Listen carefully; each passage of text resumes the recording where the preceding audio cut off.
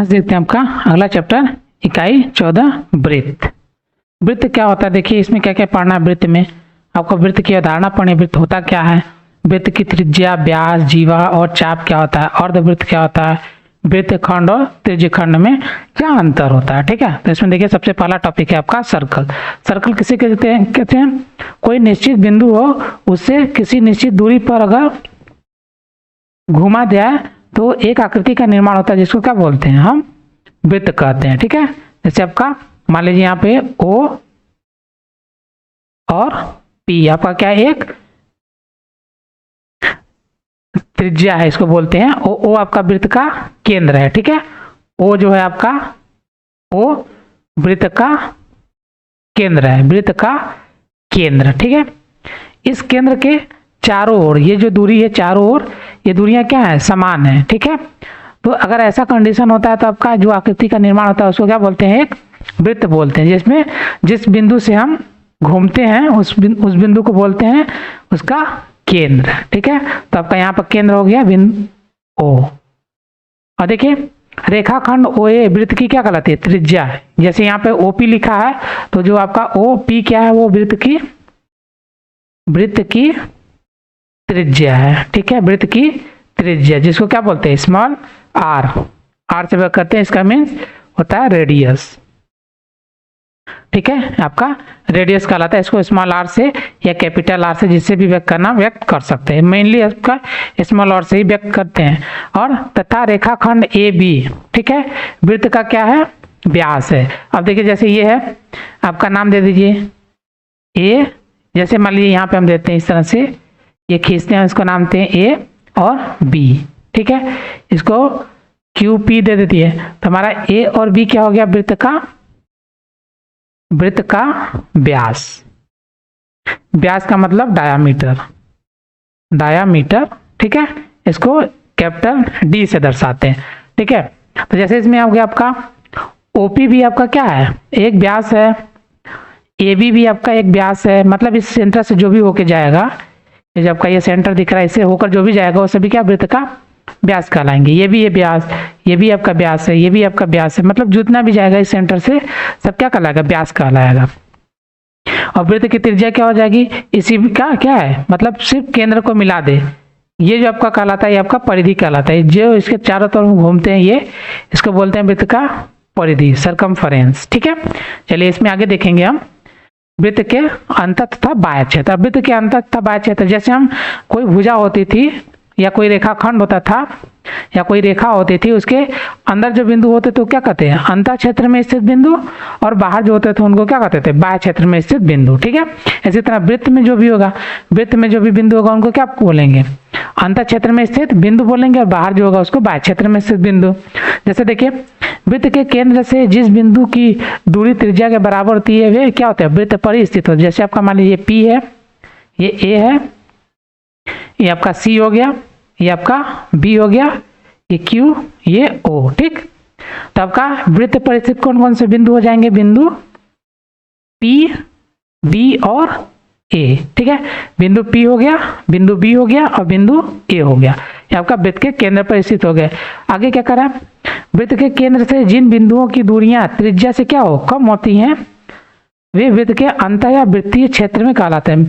वृत्त की त्रिज्या से कम दूरी, देखिए वृत्त की त्रिज्या क्या कहलाती है, जब आपका पूरा परिधि के पास तक पूरा आपका दूरी नापा जाता है तो वृत्त की त्रिज्या कहलाते हैं। लेकिन उससे क्या हो, दूरी कम हो तो इसका दूरी देखिए यहाँ पे कौन सा बिंदु बचा, बिंदु Q, मतलब इसके अंदर कोई सा भी बिंदु हो सकता है। क्या होना चाहिए, इस पर नहीं होना चाहिए, आपका जो ये आपका लाइनिंग है इस लाइनिंग पर नहीं आना चाहिए, तो आपका अंत क्षेत्र में हो गया। अब बाह्य क्षेत्र में देखिए क्या, दूरियां क्या त्रिज्या से अधिक हो, केंद्र से जो दूरी हो त्रिज्या से क्या हो, ज्यादा हो, तो वृत्त के बाहर स्थित होता है। बाहर इसमें कौन सा, देखिए बिंदु C है आपका, तो बिंदु C हो जाएगा इस तरह से। ठीक है, तो ये सभी के सभी को आप इस तरह डिफाइन करेंगे। तो वृत्त के अंत और बाह्य क्षेत्र में कौन कौन से हैं, ये हो गया।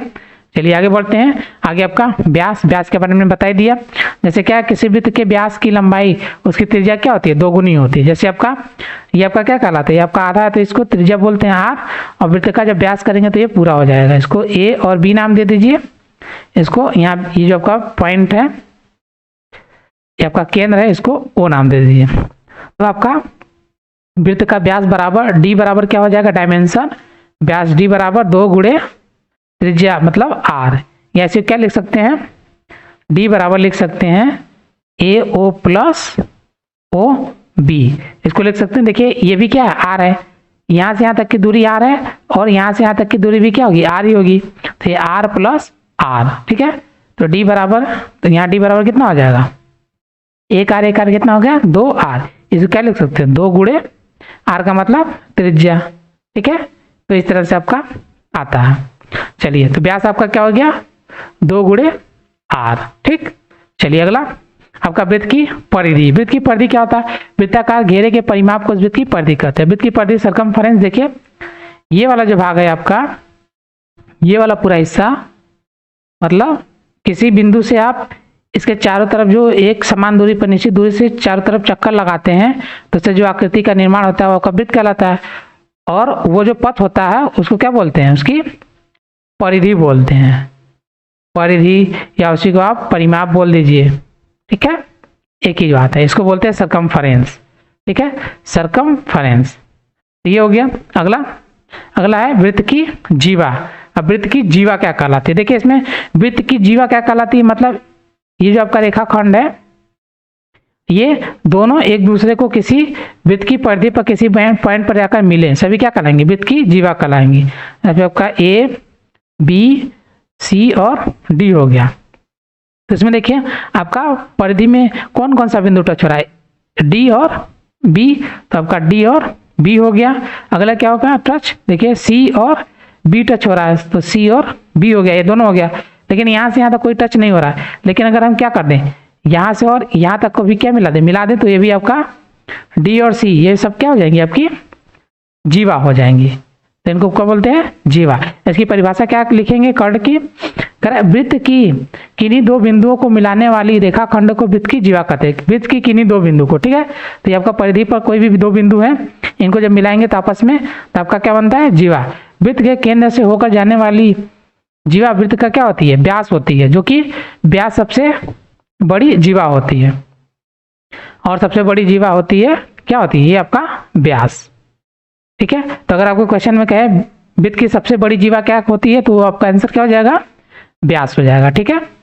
इसमें देखिए रेखाखंड बीसी वृत्त की जीवा कहलाती है। देखिए इसमें बीसी दिया है, बी और सी, आप इसको डी और सी को भी बोल सकते हैं और डी बी को भी आप बोल सकते हैं। तो इसमें 3 जो भी बनाए हैं वो सब के सब वृत्त के जीवा कहलाएंगे। छोटा या बड़ा उससे फर्क नहीं पड़ता, सिर्फ जीवा के बारे में बोला तो ये जीवा कहलाएगी, ठीक है।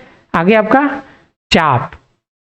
देखिए चाप क्या होता है, मतलब आप जैसे इस तरह से है, यहाँ से कोई बिंदु ओ है, ओ से एक निश्चित दूरी पर जैसे चले यहाँ तक और रुक गए, ठीक है। इसके आगे हम नहीं बढ़े इस तरह से, ठीक है। जो हमको वृत्ताकार करना था इस तरह से हम पूरा वृत्ताकार नहीं घूमे, बस यहीं पर आकर रुक गए। और यहाँ से यहाँ तक के बीच की दूरी सभी क्या है, एक समान हो गई। तो जब ये जो दूरी जो एक समान है, तो ये जो आपका बना, जैसे आपका मान लीजिए ये आपका P और Q हो गया, तो जो आपका P और Q है ये आपका क्या है, यहाँ पे देखिए OA लिखा है, ठीक है। अच्छा ए भी कर दिया, तो यहाँ में ए भी कर देते हैं,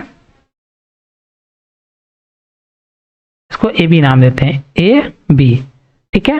तो जो आपका ये ए और बी है, ये दूरी आपकी क्या कहलाएगी, वृत्त का ये चाप कहलाता है। मतलब वृत्त चाप क्या होता है, वृत्त का एक भाग ही कहलाता है जो चाप होता है। उसको क्या बनाते हैं, इसको वृत्त का ए बी लिखेंगे इस तरह से, और ऐसे बना के एक चाप की तरह बना देंगे, मतलब ये इस तरह से वक्र के रूप में, तो इसको बोलेंगे वृत्त का चाप। जैसे इसमें देखिए यहाँ पर है आपका केंद्र था, यहाँ से इस तरह से आपका घुमा थोड़ा सा और ये चला गया, उसके बाद आगे नहीं गया। जैसे ये वाला हिस्सा है, यहाँ से गया, यहाँ तक रुक गया, लेकिन क्या बना, अगर इसको पूरा घुमाएं तो इस तरह से आपका एक वृत्त बनता। तो यहाँ से यहाँ तक की दूरी क्या है, सभी जगह एक समान है, इसलिए आपका वृत्त है। जब ऐसा कंडीशन होगा तो वृत्त का वो ये वाला जो हिस्सा बनेगा आपका ए और बी, ये आपका वृत्त का चाप होगा, ठीक है। वक्र को वृत्त का चाप कहते हैं, इसे चाप ए बी इस तरह से दर्शाते हैं, ठीक है। चलिए अगला लघु चाप और दीर्घ चाप। अब देखिए लघु चाप क्या है, जो सबसे बड़ा भाग होगा वो आपका कहलाएगा लघु चाप, ठीक है। इसमें देखने में सबसे बड़ा भाग कौन सा लग रहा है आपका, देखिए देखने में सबसे बड़ा भाग बी सी, इसको जेड मान लिए और इसको डी। यहाँ पे ई है, ई कर लेते हैं इसको, ठीक है, आपका ये ई है,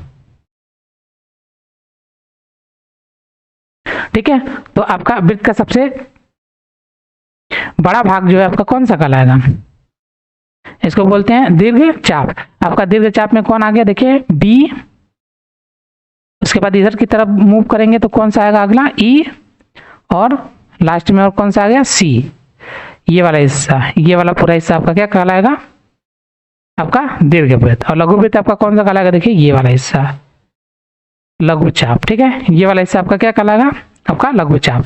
लघु चाप में क्या हो जाएगा आपका बी, डी और सी, ठीक है। तो आपका लघु चाप हो जाएगा। इसमें वृत्त के दो भागों में वृत्त का चाप कहलाएगा, बड़े भाग को क्या कहते हैं, दीर्घ चाप, और छोटे भाग को लघु चाप कहते हैं, ठीक है, इस तरह से। चलिए अगला आपका आ गया अर्धवृत्त। अर्धवृत्त मतलब क्या, वृत्त को दो बराबर भागों में क्या करेंगे, बांट देंगे। जैसे आपका ए, बी, सी, आपका डी,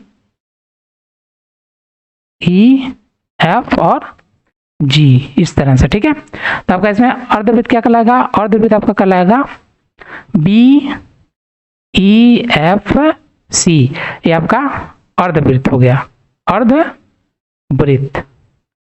और दूसरा अर्धवृत्त क्या हो जाएगा आपका, दूसरा अर्धवृत्त हो जाएगा बी, जी, ये नीचे जी, डी और सी, ये तो आपका दूसरा अर्धवृत्त हो गया, ठीक है। अर्धवृत्त दोनों क्या होंगे, आपस में बराबर होंगे, ठीक है। मतलब जितना ही क्षेत्रफल इसका होगा उतना ही क्षेत्रफल इस वाले वृत्त का भी होगा। करेक्ट। वृत्त का कोई व्यास जो वृत्त को जब समान भागों में विभाजित करता है, इनमें से प्रत्येक भाग क्या कहलाएगा, अर्धवृत्त, ठीक है। तो ये आपका अर्धवृत्त कहलाएगा। ये एक अर्धवृत्त हो गया। अगला अर्धवृत्त आपका ये हो गया, जिसमें व्यास के अंत बिंदु को तो सम्मिलित करते हैं, परंतु व्यास स्वयं सम्मिलित नहीं होता। ये जो आपका ये वाला हिस्सा है, इसको खुद से सम्मिलित नहीं करते। क्यों, क्योंकि आपका देखिए यहीं से तो काट दिया है, तो जब इसको काटेंगे तो क्या होगा, ये तो सम्मिलित नहीं होगा ना उसमें। अगर सम्मिलित कर देंगे तो कोई छोटा बड़ा हो जाएगा, ठीक है, तो इसको उसमें काउंट नहीं करेंगे। लेकिन आपका जो कटता है वो यहीं से कटता है, ठीक है। तो मतलब जो भी है आपका व्यास से ही होके काटा जाता है, इस तरह से कट का चिन्ह लगाएंगे, ठीक है। आगे देखिए, अर्धवृत्त और व्यास में घिरे क्षेत्र को क्या कहते हैं, अर्धवृत्तीय क्षेत्र, सेमी सर्कल कहते हैं, ठीक है। इसको इंग्लिश में सेमी सर्कल ही बोलते हैं। अर्धवृत्त को क्या बोलते हैं, सेमी सर्कल ही तो बोलते हैं। इसमें दोनों जो चाप होते हैं क्या होते हैं, बराबर के होते हैं। चलिए आगे अब आपका है अभ्यास 14A। अब इसे जुड़ा हुआ कुछ प्रश्नों को भी देखते हैं। इसमें देखिए, पार्श्व चित्र को देख कर लिखिए वृत्त का केंद्र। वृत्त का केंद्र यहाँ पर क्या है, जैसे देखिए ये ए है, ये बी, सी, डी, ये ओ है, ई और ये एफ है, ठीक है। यहाँ पर जो भी होगा आप उस तरह से करेंगे। यहाँ पर हम जो हमको दिख रहा है उसके हमने बना लिया है।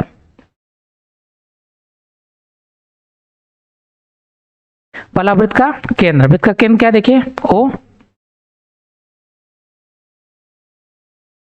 अगला बोला वृत्त की त्रिज्याओं का नाम, तीन त्रिज्याओं का नाम। सबसे पहला त्रिज्या क्या हो जाएगा, देखिए ओ सी। दूसरा क्या हो जाएगा, देखिए ये वाला ओ डी। तीसरा क्या हो जाएगा, देखिए आपका ओ बी, ठीक है। इसके अलावा कोई और है जो केंद्र से होके मिल रहा है, देखिए एक तो ये हो गया, पहला ये वाला हो गया, दूसरा आपका ये हो गया और तीसरा आपका ये हो गया। उसके अलावा कोई और नहीं है जो बिंदु ओ से जा रहा, तो ये हो गया। अब वृत्त का एक व्यास क्या है, व्यास क्या देखिए सी और बी, तो वृत्त का व्यास हो गया सी, बी हो गया। इसके अलावा कोई और नहीं है। यहाँ से अगर लाइनिंग इस तरह से खींचा गया होता तो होता। वृत्त की दो जीवा का नाम, अब देखिए दो जीवा, देखिए सी और डी हो गया, सी डी, और अगला क्या हो गया ए और बी। अगर अगले की भी बात करें तो आपका सी बी भी लिख सकते हैं, ठीक है, लेकिन इसको व्यास के रूप में कंसीडर किया गया, इसलिए यहाँ पे हम लिखेंगे नहीं, ठीक है। अगला, वृत्त के अंतर क्षेत्र में स्थित एक बिंदु। अंतर क्षेत्र में कौन सा बिंदु, देखिए एफ है जो वृत्त के अंदर है। बाह्य क्षेत्र में स्थित बिंदु कौन सा है, बाह्य क्षेत्र में बिंदु स्थित है आपका वो ई है, ठीक है। अगला देखिए, 4 चाप, 2 लघु और 2 दीर्घ। तो देखिए 4 चाप का नाम कह रहा है, 2 लघु और 2 दीर्घ होने चाहिए। तो सबसे पहले देखिए लघु में,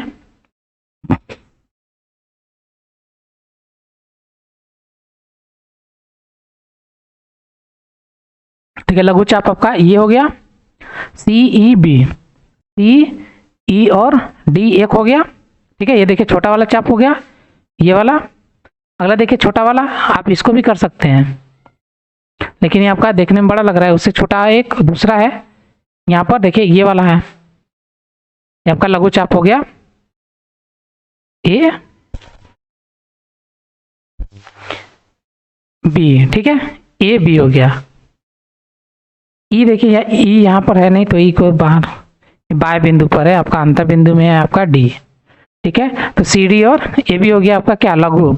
और दीर्घ चाप में क्या हो जाएगा, दीर्घ में देखिए कौन कौन सा हो गया, ये आपका एक ये वाला हो गया पूरा BD, देखने से क्या लग रहा है, B और D दीर्घ लग रहा है। और अगला लग रहा है आपका A और C, AC, ठीक है।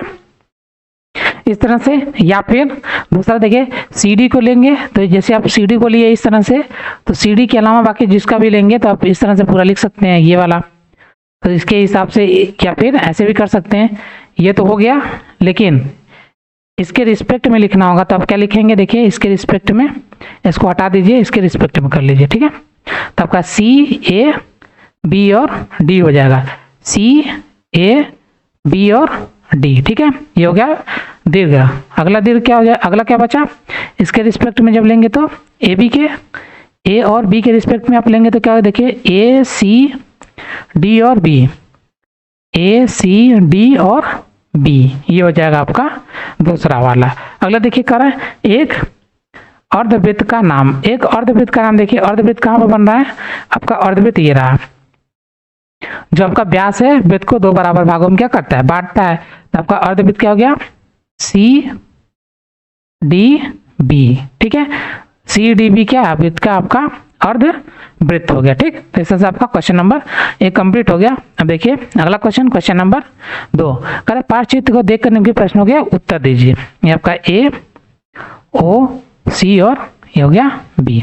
कह रहा है 3 त्रिज्याओं के नाम। देखिए त्रिज्या तो हो ही गया आपका, ये वाला एक हो गया, ये हो गया दूसरा, ये हो गया तीसरा। तो आपका नाम दे दीजिए, OA, OB और OC हो गया। 3 जीवा पूछ रहा है। अब 3 जीवा देखिए, एक जीवा ये रही, दूसरी जीवा आपकी ये रही, आपका ABC, और यहाँ पे तीसरी जीवा कौन सी है, देखिए तीसरी जीवा आपकी ये वाली रही, ठीक है। ये वाली जी आपकी जीवा नहीं है, ठीक है। क्यों, क्योंकि आपका वृत्त की परिधि पर होकर नहीं मिल रहा है। तो आपका अगला जीवा हो जाएगा AC, ठीक। अब देखिए अगला करें, चित्र में कितने व्यास खींचे गए हैं। चित्र में कितने व्यास खींचे गए, देखिए आपका एक व्यास खींचा गया है, उसके नाम लिखिए। उसके नाम लिखना है तो लिखेंगे AC। चित्र में कितने व्यास खींचे गए हैं, सिर्फ एक खींचा गया है। ये आपका क्या है, ये आपका जीवा है, ये भी आपका जीवा है, ये आपका त्रिज्या है, ठीक है। ये आपका त्रिज्या R है। तो इस तरह से अगला क्वेश्चन नंबर 3, कह रहा है पाठचित्र में बिंदु O वृत्त का केंद्र है। यहाँ पे बिंदु O है जो आपका वृत्त का केंद्र है। चित्रानुसार वृत्त के केंद्र निम्नलिखित अंगों को विशिष्ट नाम दें। रेखाखंड OA, देखिए ये रहा रेखाखंड OA को क्या कह सकते हैं, ये देखिए केंद्र है, केंद्र से यहाँ मिल रहा है तो इसको क्या बोलेंगे, इसको बोलेंगे वृत्त की त्रिज्या। ये कहलाएगा आपका वृत्त की त्रिज्या, ठीक है। अगला देखिए रेखाखंड AB, A और ये हो गया B, A और B देखिए परिधि से परिधि मिल रहा है, परिधि से दूसरी परिधि के पास जाके मिल रहा है, लेकिन केंद्र से होके नहीं जा रहा था। इसको क्या बोलेंगे, आपका जीवा, इसको बोलते हैं जीवा, ठीक है। कर्ण। अगला देखिए चाप CBD, चाप CB और D,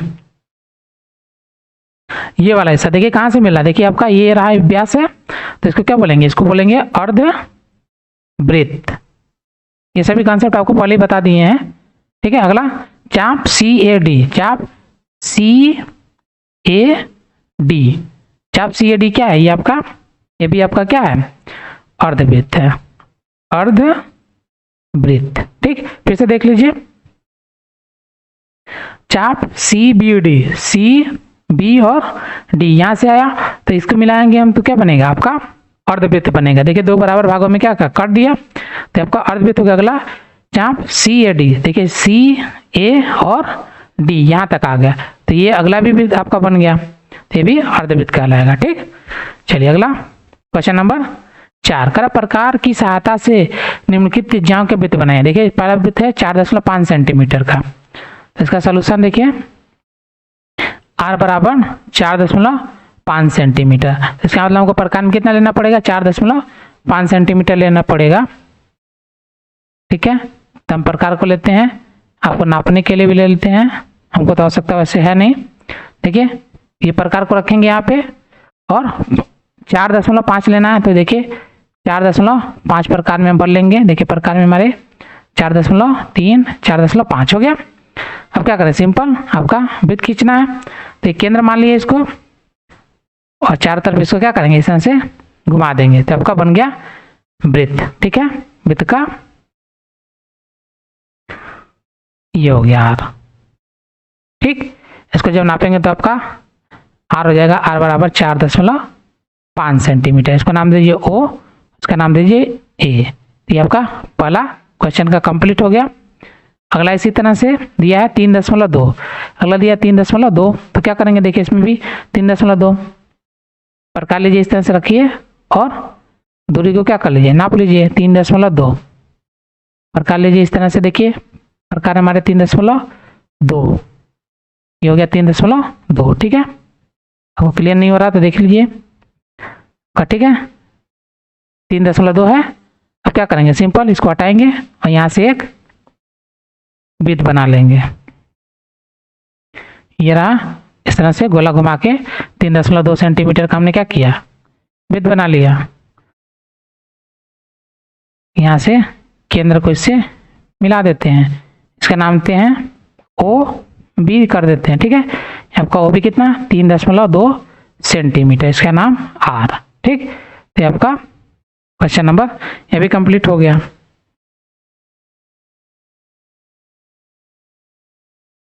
हो गया क्वेश्चन नंबर 2। ठीक, चलिए अगला क्वेश्चन नंबर 5 दिया है, प्रकार की सहायता से निम्नलिखित व्यास के वृत्त खींचिए। देखिए यहाँ पर व्यास दे रखा है।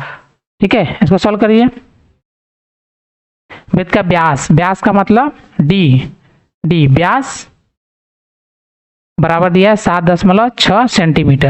हम जब भी वृत्त बनाते हैं क्या किसका बनाते हैं, त्रिज्या का, तो यहाँ लिखेंगे चूंकि व्यास बराबर क्या होता है 2 गुणे त्रिज्या। ठीक है, तो इसी का इस्तेमाल करेंगे, तो पहला आ जाएगा आपका व्यास अब कितना 7.6 सेंटीमीटर और 2 गुणे त्रिज्या, त्रिज्या क्या लिखे स्मॉल आर से व्यक्त कर लेते हैं, तो आर बराबर क्या हो जाएगा, देखिए आर बराबर, देखिए इधर गुणे में इधर आएगा तो भाग में, तो 7.6/2, ये तो आपको बहुत पहले से याद रहा होगा आप तो 3.8 सेंटीमीटर। तो हमको वृत्त कितने बनाना, 3.8 सेंटीमीटर त्रिज्या का बनाना होगा। ठीक है, तो यहाँ पे देखिए 3.8 सेंटीमीटर वृत्त का त्रिज्या हम लेकर बनाते हैं। ठीक, अब नाप लीजिएगा, हमारे में डायरेक्टली दे रखा है तो हम सीधे इस्तेमाल कर लेते हैं। ठीक है, हमको बनाना है कितना 3.8, तो यहाँ पे 3.8। ठीक है, थोड़ा सा बड़ा कर देते हैं, आपको दिखेगा इस तरह से 3.8, ये रहा 3 आपका 8। ठीक है, अब सिंपल इसको रख लीजिए यहाँ पे और वृत्त बना दीजिए, ये आपका रेडी हो गया। इस तरह से इसमें लानी खींच देते हैं, आपका हो जाएगा 3.8 सेंटीमीटर, इसका नाम दीजिए ओ ए। ठीक, ये आपका रेडी हो गया। इस तरह से आपका क्वेश्चन नंबर 1 कंप्लीट। ठीक है, इसी तरह से आपका अगला क्वेश्चन नंबर 2 दिया है। क्वेश्चन नंबर 2 में क्या है 10 सेंटीमीटर, इस्तेमाल किसका करेंगे, इसी का, ये जो है आपका, तो आपका डी बराबर कितना दिया 10 सेंटीमीटर, तो व्यास डी बराबर कितना 2 × r, इसमें लेकिन डी का मान कितना 10 बराबर 2 गुणे आर। अब आर की वैल्यू कितनी हो जाएगी, आर को वहीं रन देते हैं और इसको भाग देते हैं 10/2 बराबर कितना 5 सेंटीमीटर। इसका मतलब हमको आर का 5 सेंटीमीटर का खींचना पड़ेगा। अब देखिए यहाँ पे इसको भी कर ले कितना 5 सेंटीमीटर बड़ा कर लेते हैं, इसको बनाएंगे कितना 5 सेंटीमीटर का। देखिए यहाँ पे ये आपका कितना है, आपका 3.4 और ये हो गया 5 सेंटीमीटर। ठीक है, एक वृत्त इस तरह से कंस्ट्रक्ट कर देंगे। इसका नाम दे देंगे यहाँ से वृत्त का केंद्र हो गया O और इसको नाम दे दीजिए B। कितना हो गया आर बराबर 5.0 सेंटीमीटर। ठीक है, तो इस तरह से ये वाला क्वेश्चन भी आपका कंप्लीट हो गया। क्वेश्चन नंबर 5 सेम है, पिछले वाले में आपको क्या दिया था, पिछले वाले में डायरेक्ट आपको त्रिज्या दे रखा था। ठीक है, तो इसमें डायरेक्टली हमें खींच दिया था, कोई कुछ नहीं लगाना था। लेकिन अगले वाले में हमको क्या करना था, व्यास दिया था, तो हमको त्रिज्या पहले निकालना पड़ेगा, उसके बाद हम कर सकते हैं। ठीक है, चलिए अगला दिया है एक वृत्त की त्रिज्या 4.5 सेंटीमीटर है, वृत्त के व्यास की माप बताइए। तो भी देखिए अभी हमने बताया वृत्त की त्रिज्या और व्यास में क्या अंतर संबंध होता है। तो इसमें सिंपल है, अभी लिखेंगे त्रिज्या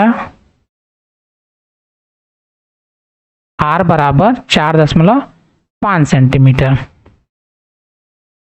व्यास बराबर क्या होता है पूछ रहा है, तो व्यास बराबर आपका 2 गुणे त्रिज्या। ठीक है,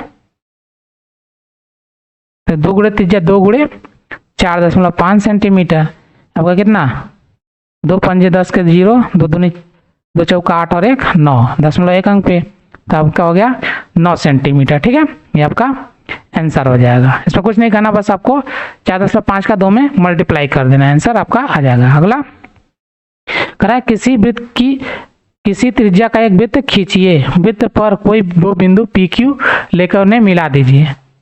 अब देखिए जैसे जैसे बोल रहा है हमको वैसे से करना। सबसे पहले किसी भी माप का हमको वृत्त खींचना है, अब किसी भी माप का एक वृत्त इस तरह से खींच देते हैं। ठीक है, ये हो गया आपका वृत्त, इसका काम अब नहीं रहा। एक पॉइंट ले लेते हैं यहाँ पे, जो आपका वृत्त हमने बना दिया। ठीक है, अब क्या बोला कह रहा है वृत्त पर कोई 2 बिंदु PQ लीजिए। देखिए यहाँ पे बिंदु हमने P लिया और यहाँ पर हमने क्या लिया बिंदु Q ले लिया, लेकर इन्हें मिला दीजिए। क्या करना है, इनको आपस में मिला देना है इस तरह से। करा बताइए कि क्या बिंदु PQ को छोड़कर रेखाखंड PQ के सभी बिंदु, देखिए आगे करा वृत्त पर कोई 2 बिंदु P और Q लेकर उन्हें मिला दीजिए। करा अब बताइए कि क्या बिंदु PQ को छोड़कर रेखाखंड PQ के सभी बिंदु वृत्त पर हैं। ठीक है, PQ को छोड़कर, ठीक है, रेखाखंड PQ के, ये जो रेखाखंड है P और Q के सभी बिंदु क्या है वृत्त पर हैं, तो इसका उत्तर क्या हो जाएगा नहीं। वृत्त के बाहर है, ये भी क्या हो जाएगा नहीं। वृत्त के अंदर है, ये भी क्या हो जाएगा नहीं। ठीक है, आपका इसमें और कुछ तो दिया ही नहीं, सिर्फ P और Q को ही दे रखा है, तो सभी उत्तर क्या हो जाएगा। देखिए यहाँ पे थोड़ा सा मिस हो गया, सभी बिंदु, यहाँ से क्वेश्चन को पढ़ना पड़ेगा, क्वेश्चन में कुछ अलग ही बोल रहा है। पहला वाला तो आपका सही है, रेखाखंड PQ के सभी बिंदु। ठीक है, PQ रेखाखंड ये आपका PQ है, तो यहाँ से डॉटेड कर देते हैं ऐसे। ठीक है, P और Q के सभी बिंदु क्या हैं वृत्त पर हैं, तो सभी बिंदु क्या है वृत्त पर नहीं है, आपका सिर्फ P और Q ही है। ठीक है, 2 ही बिंदु। अब वृत्त के बाहर है, तो इसका उत्तर क्या हो जाएगा नहीं है। वृत्त के अंदर है, तो देखिए वृत्त के क्या है सभी अंदर है, तो इसका उत्तर क्या हो जाएगा हाँ, रेखाखंड जो है PQ के सभी बिंदु वृत्त के अंदर है, अंतर लिखा है मतलब अंदर है यहाँ पे। ठीक है, अंदर की बात कर रहा है, तो आपका तीसरा वाला आंसर सही हो जाएगा। ठीक है, चलिए अगला दिया क्वेश्चन, कथन को सत्य और असत्य बताइए। करा वृत्त की त्रिज्या वृत्त की जीवा होती है, आपका असत्य हो गया। वृत्त की त्रिज्या वृत्त की जीवा कैसे हो सकते हैं, देखिए आपका केंद्र से मिलता है ये वाला, ये R है, जबकि हमको क्या चाहिए वृत्त की परिधि से भी मैच करना चाहिए यहाँ तक। अगर इसको आगे तक बढ़ाते तो आपका क्या कहलाता है व्यास कहलाता है, तो आपका त्रिज्या तो हो ही नहीं सकता, तो आपका असत्य हो गया। अगला वृत्त का व्यास क्या वृत्त की जीवा है, ये आपका सत्य है। सके अभी हमने बताया वृत्त के एक सिरे से दूसरे सिरे तक क्या कर रहा है परिधि के मिल रहा है, तो आपका व्यास भी आपका क्या होता है, जीवा होता है। अगला देखिए, वृत्त, व्यास वृत्त की सबसे बड़ी जीवा है, ये भी आपका सत्य है, सबसे बड़ी जीवा आपका व्यास कहलाती है। ठीक है, चलिए अगला क्वेश्चन नंबर 9 कह रहा है एक रेखाखंड ए बी खींचिए जिसकी लंबाई 4 सेंटीमीटर, बिंदु ए को केंद्र मानकर वृत्त इस प्रकार खींचे कि वह बिंदु बी से होकर जाए। अब बिंदु बी से होकर जाना, इसका मतलब क्या, हमको क्या दे रखा, ए बी रेखा के जिसकी लंबाई कितना 4 सेंटीमीटर। ठीक है, जो इस तरह से, जैसे आपके इस तरह से है आपका, ये मान लीजिए कितना, ये आपका ए बी है, इसका कितना है, ये आपका 4 सेंटीमीटर का हो गया, ए बी बराबर कितना 4 सेंटीमीटर। और कह रहा है बिंदु ए को क्या करना है, केंद्र मानना है, केंद्र मानकर एक वृत्त खींची, इस प्रकार खींचे कि वह बिंदु बी से होकर जाए। इसका मतलब है जो आपका त्रिज्या होगा, ये यहाँ से इस तरह से हमको वृत्त खींचना पड़ेगा। इस वृत्त की त्रिज्या नाप कर लिखिए, उसकी त्रिज्या को क्या करना है, नाप कर लिखना है कि कितना आता है। तो देखिए इसमें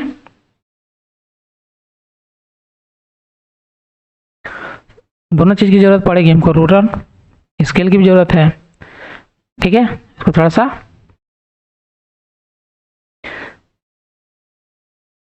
यहाँ पर देखिए, सबसे पहले क्या करा, ए बी खींचिए, तो हम थोड़ा सा बड़ा कर लेते हैं और ए और बी कितना खींच लेते हैं, आपका 4 सेंटीमीटर।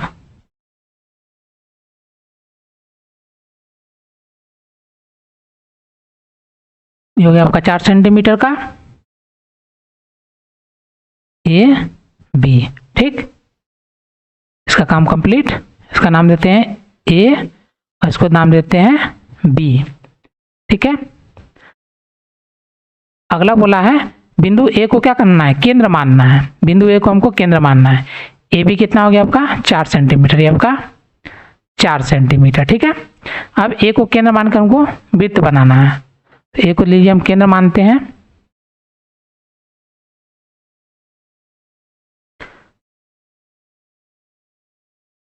इस तरह से बिंदु ए को केंद्र मानकर हमको एक वृत्त खींचना है। ठीक है, ये देखिए हो गया, कलर चेंज कर देते हैं। केंद्र मानकर हमको एक वृत्त बनाना है, तो हम सिंपल इस तरह से लेंगे और पूरा का पूरा वृत्त कंस्ट्रक्ट कर देंगे। ठीक है, ये हो गया।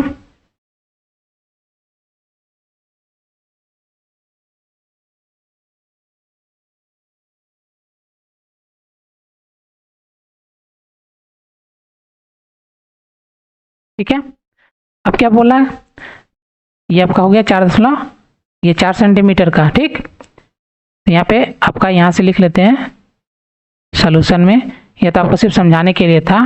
ठीक है, तो सॉल्यूशन पे आर बराबर कितना, ए बी, और ए बी बराबर दिया आपका 4 सेंटीमीटर। ठीक, 4 सेंटीमीटर हमारा। इस वृत्त की त्रिज्या नाप कर लिखिए, वृत्त की त्रिज्या नापना है तो आप सीधे क्या करेंगे, अभी तो इसी से नाप कर हमने बनाया है, तो आपका कितना आएगा 4 सेंटीमीटर ही आएगा। तो यहाँ पर जो आपको लंबाई दे रखा है 4 सेंटीमीटर, वो आपका यहाँ पे 4 सेंटीमीटर ही आएगा। ठीक है, तो ये आपका आंसर हो जाएगा 4 सेंटीमीटर। ठीक, चलिए अगला, अब आगे आपका अगला टॉपिक है वृत्तखंड, इसको देखेंगे आपका नेक्स्ट वीडियो में। तब तक के लिए धन्यवाद। हमारे चैनल पर वीडियो देखने के लिए धन्यवाद। ऐसे ही और वीडियो देखने के लिए प्लीज हमारे चैनल को लाइक, सब्सक्राइब करें और बेल आइकन को प्रेस करें, जिससे हमारी हर वीडियो की नोटिफिकेशन आप तक पहुंचे। वीडियो को अपने दोस्तों को भी शेयर करें। धन्यवाद।